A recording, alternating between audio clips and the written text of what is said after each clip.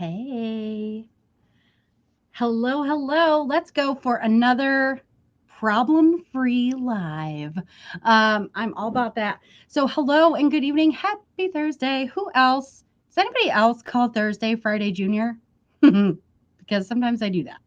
Anyway, I wanted to talk to you guys tonight about your circle of influence and your influence on your horse. So we often hear about how we are the average of the 5 people that we hang around with the most, right? So if you hang out with 5 very angry people, you might be very angry. If you hang out with some very rich people, it's likely that you are either well off or very rich. And obviously, the opposite, if you hang out with a bunch of poor people, it's very likely that you are either poor or not as well off. That's just kind of the way things work. Why? Why is that the way things work? Mostly because of frequencies, thought patterns. When you vibe with someone, when y'all are like just clicked and you have fun together, or just enjoy each other's company, or just get stuck in that habit loop of you're with that person. And well, when that happens, you end up picking up on their consciousness. You pick up on their consciousness, they pick up on your consciousness. The thought patterns that you have are often similar to their thought patterns. It's kind of vibing like that. So when you hang out with your horse, what is your mentality like? I just used the words conscious language. I don't know how many of you actually know what conscious language is. It's something that I have been studying for years, and it's pretty amazing and can be intense at first. You spend a lot of time correcting yourself. So, conscious language is taking the time to think about the words we're saying and what those words mean. Okay.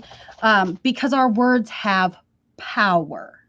So, saying example, right? Like, what's the deal with affirmations? A lot of people know what affirmations are. A lot of people use affirmations.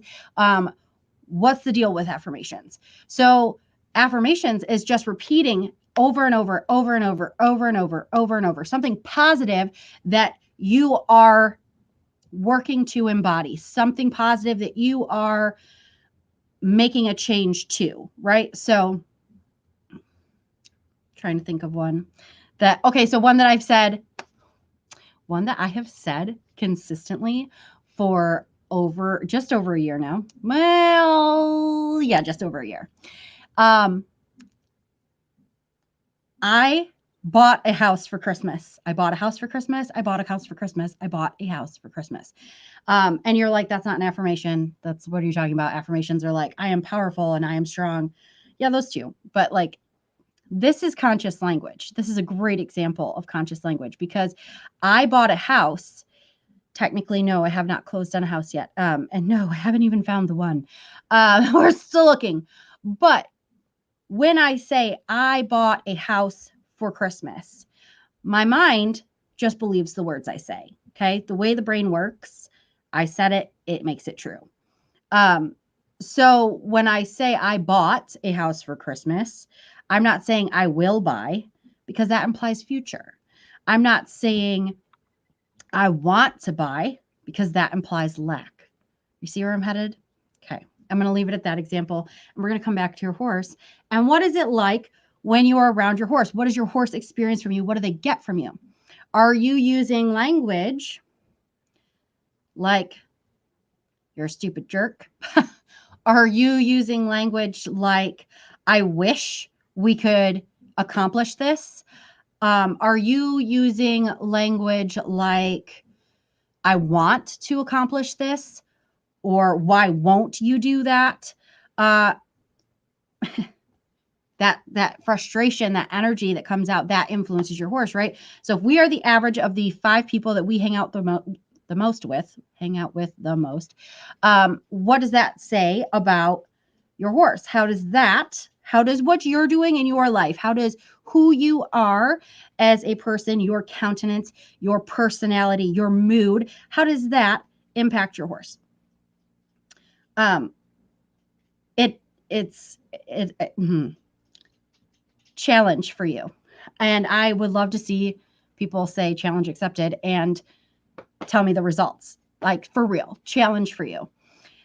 If you have a horse that you have been struggling with, if you have a horse that has been difficult for you, I challenge you to be mega aware of the words you use, the countenance, the energy, the mood that you put out when you're around that horse.